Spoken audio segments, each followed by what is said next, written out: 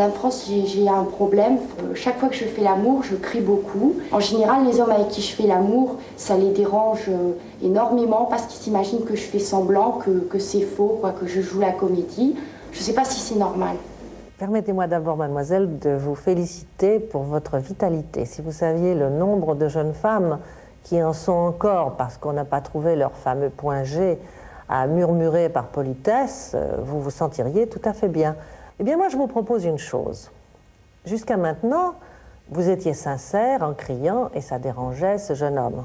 Bien maintenant, je vous propose de ne pas être sincère, c'est-à-dire de ne pas crier, d'essayer de vous maîtriser, d'être silencieuse pendant qu'il pourra ainsi, en paix, jouir de votre compagnie. Et puis, vous verrez, de retenir un plaisir ne le supprime pas nécessairement. Et si, à force d'essayer d'être calme, vous finissez par trouver la satisfaction qu'il y a à exploser à la fin, eh bien, ce grand cri lui fera plaisir parce que vous lui aurez donné quelques inquiétudes sur ses capacités.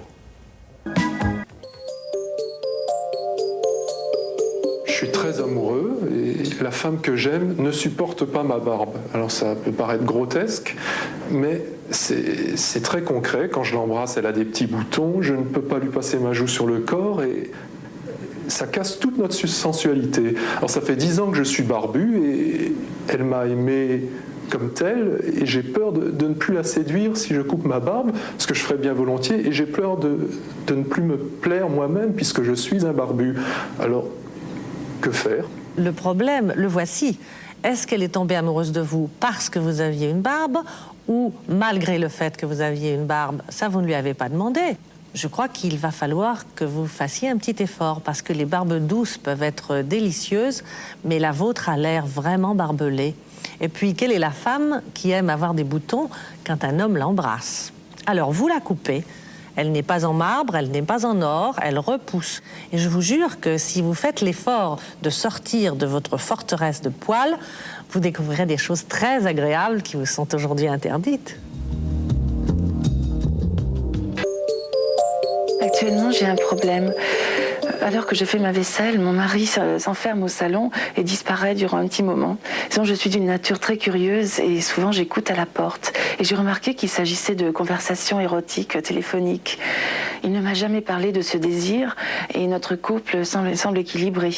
Je suis vraiment désemparée parce que je ne sais pas si je dois lui faire des reproches ou lui proposer tout simplement de faire l'amour avec lui par téléphone, de l'appeler de l'extérieur. Moi, si j'étais vous, je serais plutôt fâchée qu'il ne m'aide pas à faire la vaisselle plutôt que d'avoir des conversations téléphoniques. Parce que, après tout, il veut quoi, votre mari? 5 minutes de rêve. Il irait au cinéma, ça durerait 1h30. Bon, bah là, il aime s'imaginer peut-être qu'il discourt avec une extraterrestre qu'il va transformer en esclave d'amour. Eh bien, tout ça va le mettre dans un état intéressant. Et vous pouvez toujours imaginer que vous êtes violé par un pirate qui vient de prendre votre navire d'abordage. Vous savez, la vie est faite de fantasmes qu'on fabrique tout seul et qu'on partage à deux. Et puis, il vaut mieux que votre mari ait des conversations érotiques au téléphone avec une inconnue qui ne vous fera jamais de concurrence que s'il allait tailler une bavette avec la voisine.